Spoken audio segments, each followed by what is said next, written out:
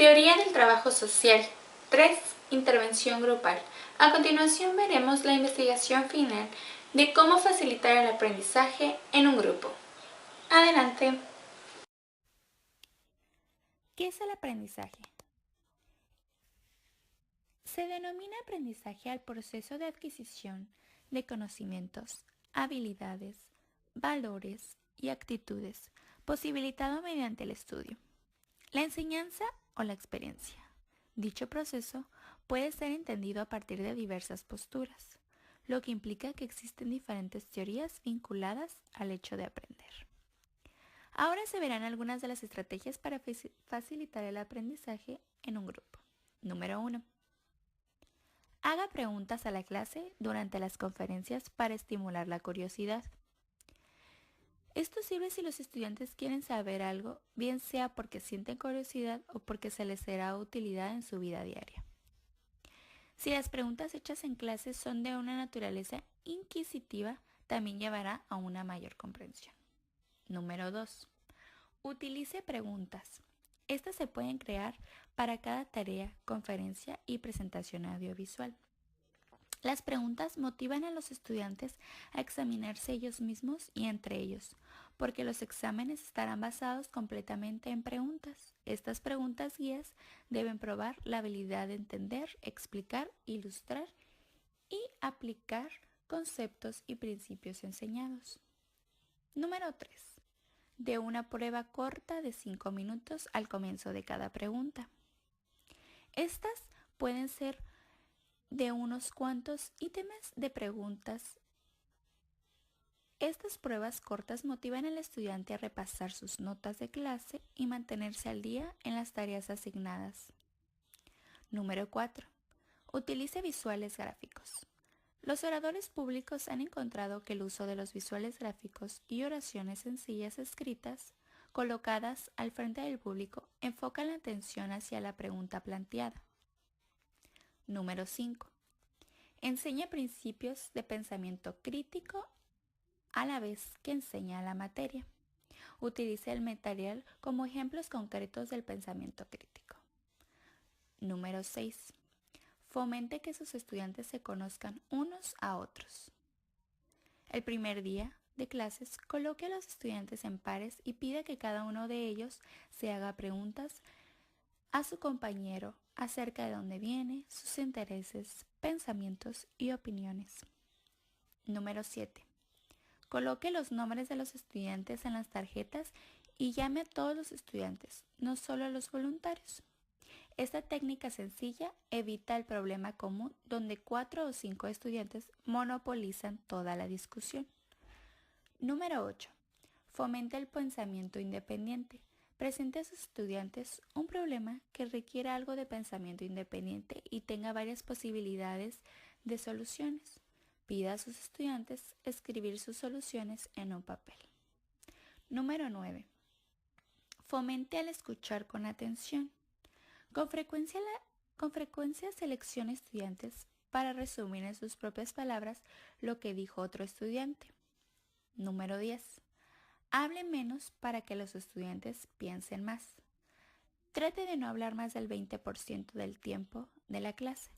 Detenga su conferencia cada 10 minutos y pida que sus estudiantes se hablen en grupos de 2 o 3, donde se resumirán los datos claves y aplicarán, evaluarán o explorarán las implicaciones del material.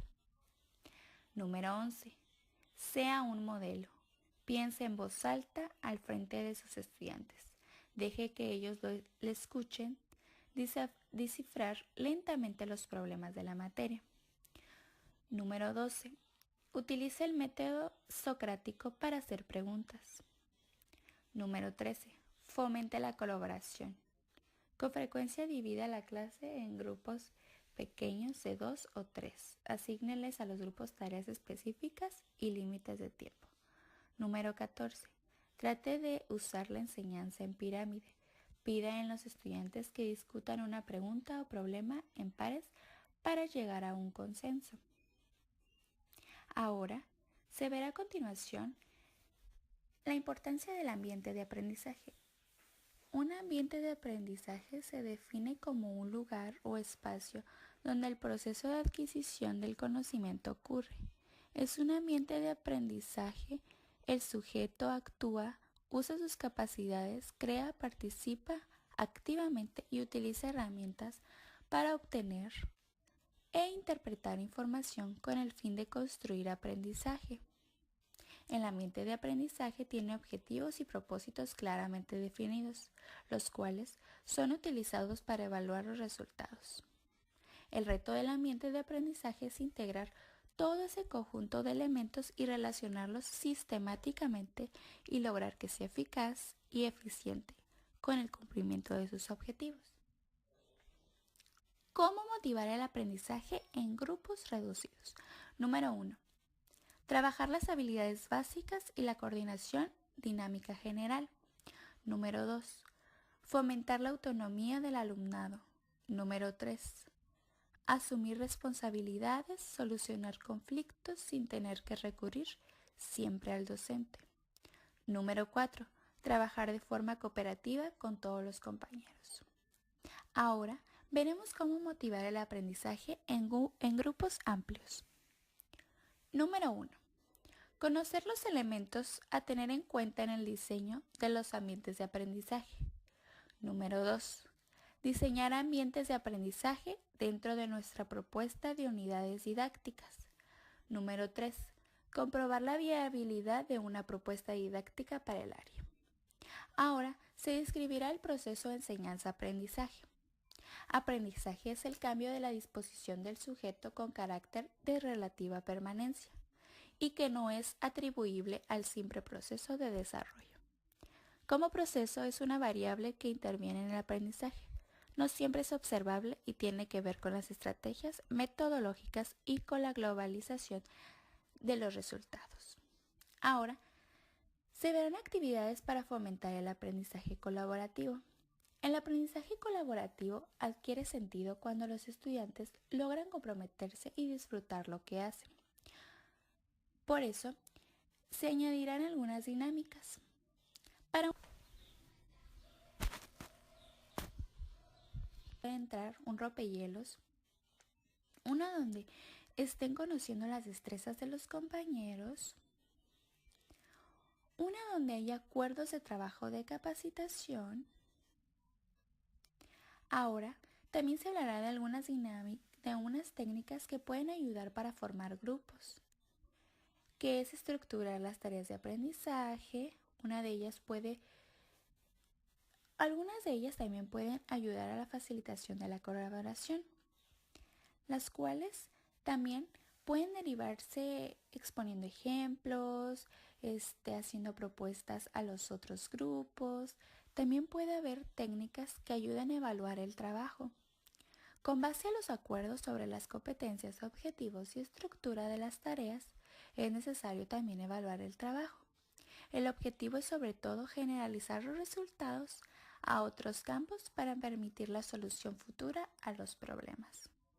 Aquí puede ayudar mucho porque le puede pedir al estudiante que escriba un ensayo sobre los alcances futuros de su trabajo y debe ser una propuesta inicial que sustente con varios ejemplos y finalmente dé recomendaciones para trabajos futuros de este tipo. Ahora veremos el proceso de aprendizaje grupal. Se podría hablar de grupos de aprendizajes y esbozar toda una serie de cuestiones sobre dicho problema. Pero lo que interesa aquí es que para poder acercarnos a dicho elemento hay dos niveles. Uno de ellos es el funcionamiento grupal en general y en segundo término la explicitación del elemento o el variable de aprendizaje. El primer momento se puede denominar indiscriminación, el cual aparecen confusos los objetivos del grupo, no estando clara la tarea, aunque intelectualmente se le pueda responder, no hay razonar sobre ella, que es posterior. El número 2 es el segundo momento en donde empieza el esclarecimiento básico sobre los roles, que es cuando se coordina el integrante y comienza a despuntar la tarea y manifiesta tarea latente. es decir, que la tarea cuando aparece es esclarecimiento. El movimiento de este último al primero, es decir, es lo implícito a lo explícito. Implica un tiempo en el cual su marcación sucesora permite el pasaje. Además, es recién acá donde es de visualizarse los miedos al cambio, ataque y pérdida. El número 3 es el tercer momento en el cual ya el grupo está en pleno funcionamiento. Se comenzó con un ordenamiento de los diversos subtemas que forman parte del tema, es decir, hizo experiencias sobre unidades de síntesis y la aparición de momentos anteriores. A su vez, tuvo una ocasión del grupo para experimentar la conjugación entre verticalidad y horizontalidad, elementos que permiten no solo a una integración actual. También, antes de continuar, se hace necesario especificar o tratar de ubicar una definición de aprendizaje. Para que ello utilicemos teorías del aprendizaje, que dice que el aprendizaje es el proceso por el cual se origina o cambia una actividad mediante la reacción a una situación, dada siempre que las características del cambio en curso no puedan ser explicadas con apoyo en tendencias reactivas innatas en la maduración o por cambios temporales del organismo. Esto ha sido todo por mi parte, espero hayan aprendido algo de acuerdo a cómo facilitar el aprendizaje en un grupo, ya sea reducido o amplio. Muchas gracias.